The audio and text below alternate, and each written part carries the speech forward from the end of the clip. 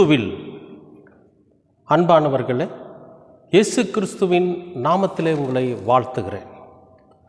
இன்றைய தியானத்திற்கென்று நாம் எடுத்திருக்கிற 3 வசனம் யோவான் 19ஆம் அதிகாரம் 33, 34, 35 3 வசனம். அவர்கள் இயேசுவினிடத்தில் வந்து அவர் மரித்திருக்கிறதை கண்டு அவருடைய கால் எலும்புகளை முறிக்கவில்லை. ஆகிலும் போர்ச்சேவகரில் ஒருவன் ஈட்டியினாலே அவருடைய விழாவில் குத்தினான். உடனே இரத்தமும் தண்ணீரும் புறப்பட்டது. அதை கண்டவன் சாட்சி கொடுக்கிறான். அவனுடைய சாட்சி மெய்யாயிருக்கிறது. நீங்கள் விசுவாசிக்கும்படி தான் சொல்லுகிறது மெய்யென்று அவன் அறிந்திருக்கிறான். அன்பானவர்களே, இன்றைய தியானத்திற்கென்று நாம் எடுத்திருக்கிற வேத பகுதியினுடைய தலைப்பு கடைசி சொட்டு இரத்தம், the last drop of blood. இந்த கடைசி சொட்டு இரத்தம் அதுதான் இன்றைக்கி நாம் எடுத்திருக்கிற தலைப்பு. இங்கே நடைபெறுகிற சூழ்நிலை என்னன்னு கேட்டிங்கன்னா, இயேசு கிறிஸ்துவை சிலுவையிலே அறைந்து விடுகிறார். இயேசு கிறிஸ்துவோடு கூட 2 கல்வர்களையும் சிலுவையிலே அறைகிறார். இப்போது கல்வர்களில் ஒருவராக இவர் எண்ணப்பட்டார் அப்படின்ற வேத வார்த்தை நிறைவேறும்படியாக இது நடந்தது என்று இம்மானுவேலர் நமக்கு அடிக்கடி நினைவூட்டுவார். அப்படியாக கல்வர்களுக்கு நடுவே இவர் சிலுவையிலே அறைந்து தொங்கிக் கொண்டிருக்கிறார். சூழ்நிலை என்னன்னு கேட்டிங்கன்னா, அங்கே இருக்கக்கூடிய சட்டம் என்னன்னா, ஒரு சிலுவையில் ஒருவரை அறைந்து விட்டால் அவர்கள் சாயங்காலம் 6 மணிக்கு முன்னாலேயே இறந்துடணும். ஏன்னா 6 மணிக்கு மேலே அடுத்த நாள் கணக்கில் வந்துடும். ஏன்னா அவங்கள பொறுத்த வரைக்கும் சாயங்காலமாகி விடியற்காலமாகிய முதல் நாள் அப்படின்னு சொல்லி வேதத்தில் இருக்குது.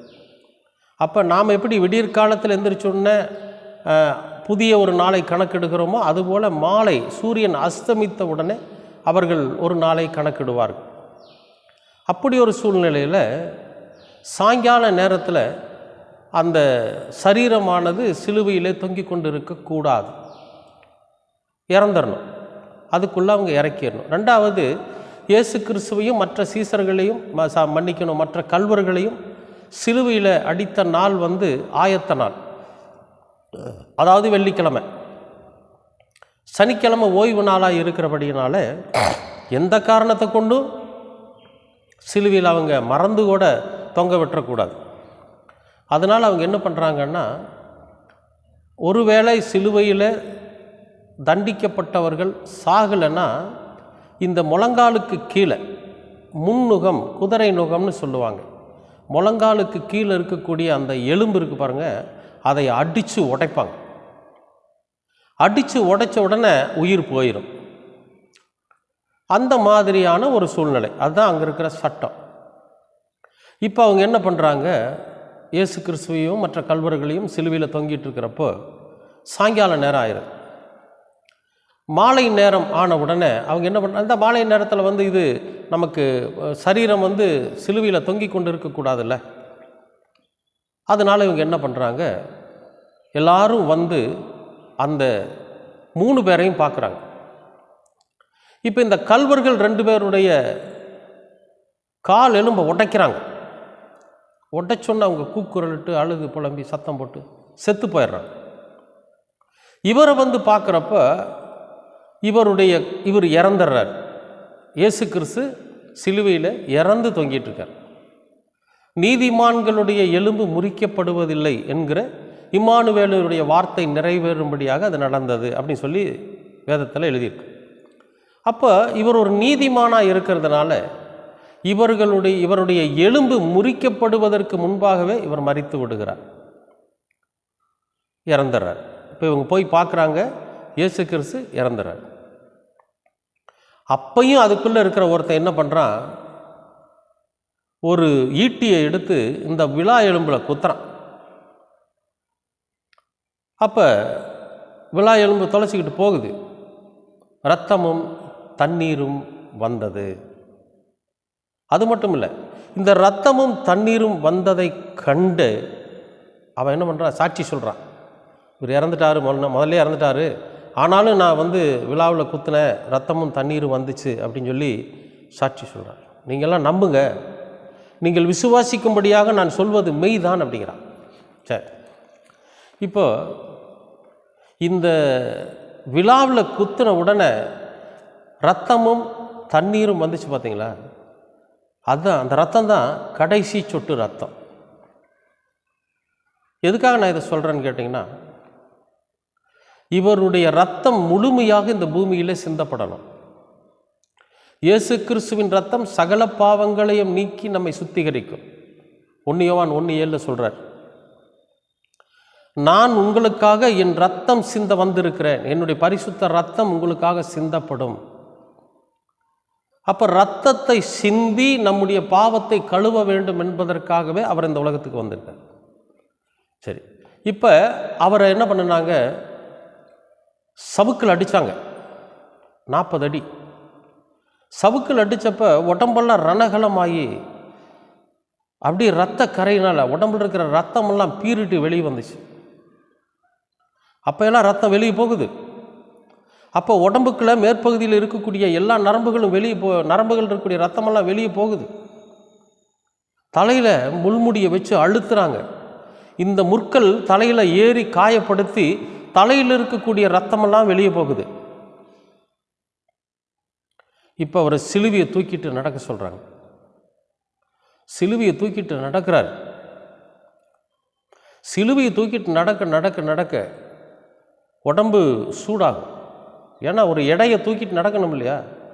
நம்ம சாதாரணமாக வெயிலில் நடந்தாவே மூச்சு வாங்குது, உடம்பு இறைக்குது, உடம்பெல்லாம் ப்ரெஷர் ஏறிடுது இல்லையா. நம்ம சாதாரணமாக ஒரு இடத்துலேருந்து ஒரு பஸ் ஸ்டாப்லேருந்து வீட்டுக்கு போகவே முடியலை. வெயில் அடிச்சதுன்னா உடம்பெல்லாம் இறைச்சிது. வேக வேகமாக நடந்தோமா உடனே நம்ம உடம்பு என்ன ஆயிடுதுங்க, அந்த நடைக்கு ஏற்றபடி சூடு ஏறி ப்ரெஷர் அதிகமாகி நம்ம போன உடனே எங்கேயாவது ஒரு இடத்துல உட்காரணும் அல்லது கொஞ்சம் நேரம் படுக்கணும், தண்ணி குடிக்கணும் அப்படின்னு தோணுது இல்லைங்களா.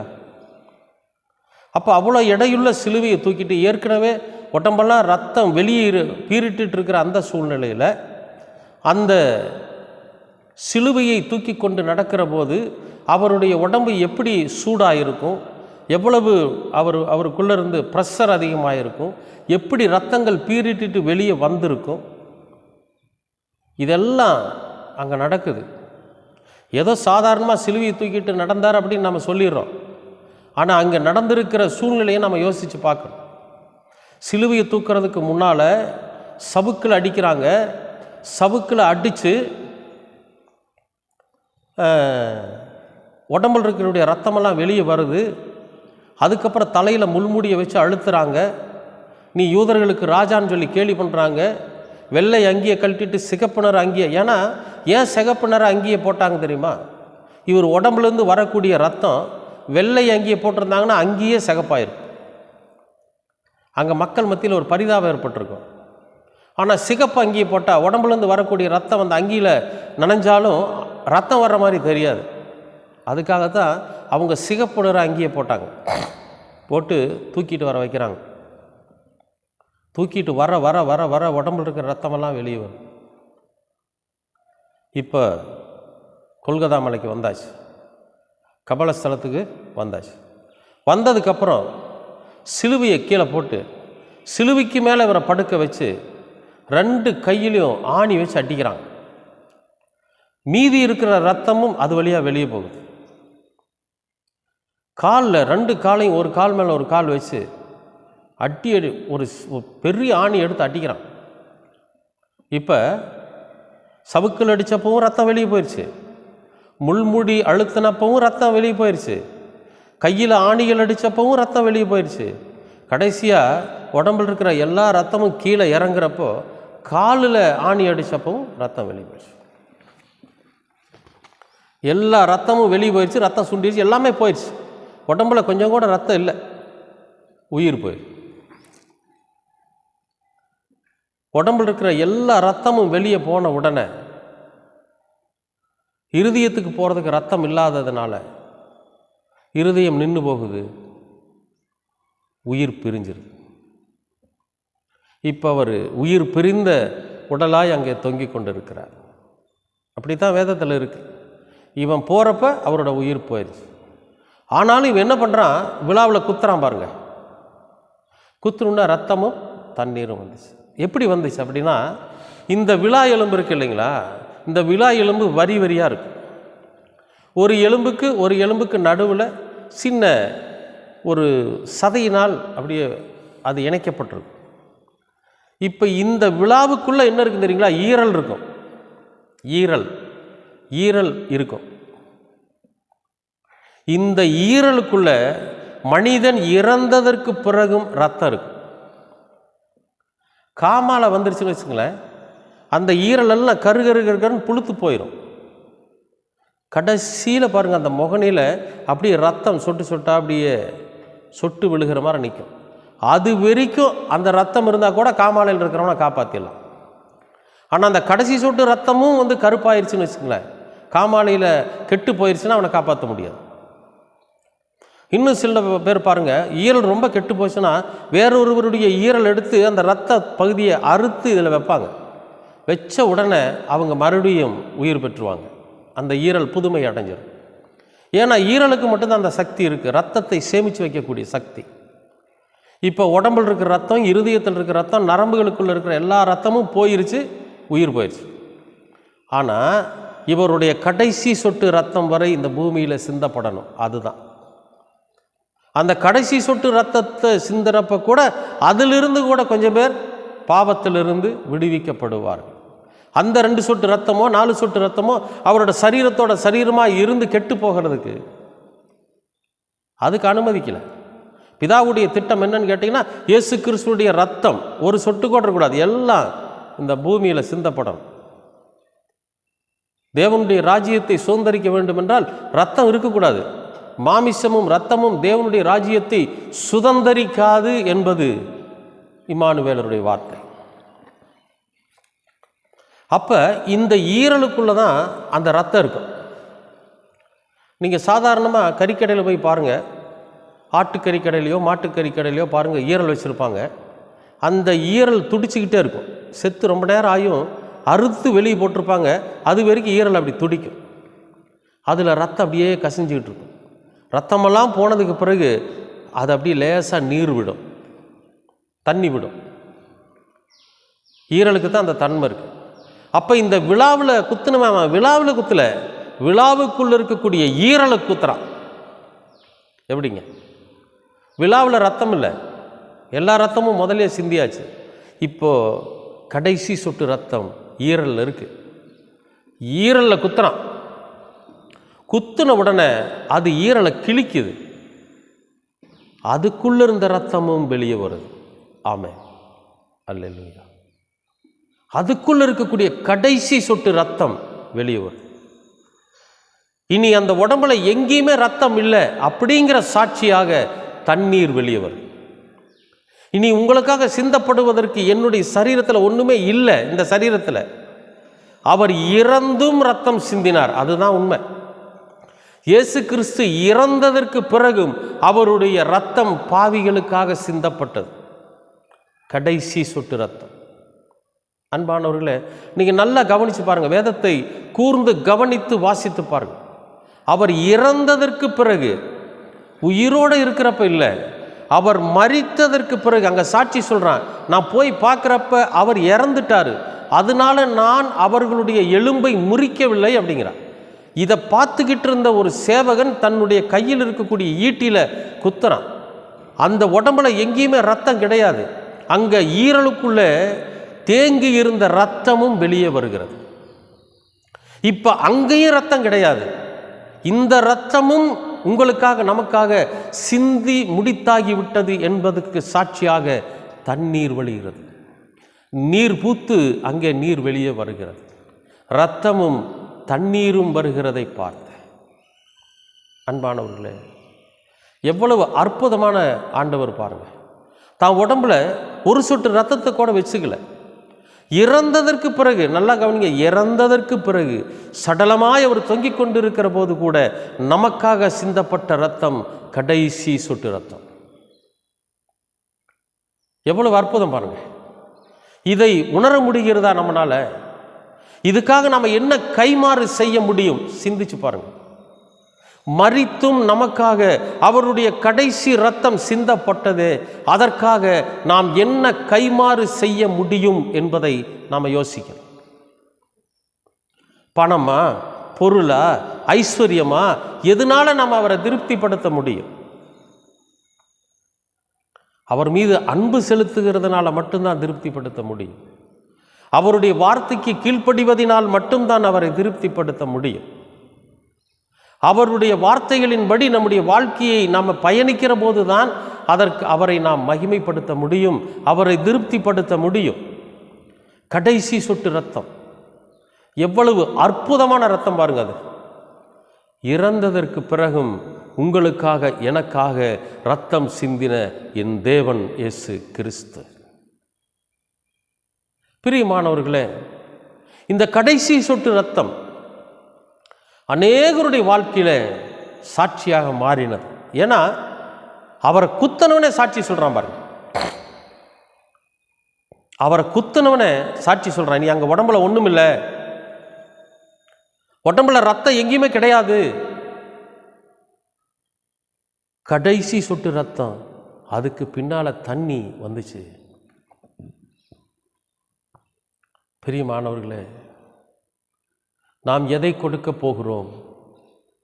நம்முடைய ஆண்டவருக்காக நாம் எதை கொடுக்க போகிறோம்? நினைச்சு பாருங்க. நம் இருதயத்தை அல்லவா அவர் கேட்கிறார். உன் இருதயத்தை சுத்தமாக வைத்துக்கொள் என்கிறார். உன்னுடைய இருதயத்தை நீ சுத்தமாக வச்சுக்க. உன்னுடைய செய்கைகளை நீ சுத்தமாக பார்த்துக்கொள். உன் எண்ணங்கள் சுத்தமாக இருக்கட்டும், உன் சிந்தனைகள் சுத்தமாக இருக்கட்டும். மற்றவர்கள் மீது அன்பு செலுத்துகிற அந்த அற்புதமான எண்ணம் உன் இருதயத்தை நிறைத்திருக்கட்டும். உன்னுடைய வாழ்க்கை நீ வாழ வேண்டும்.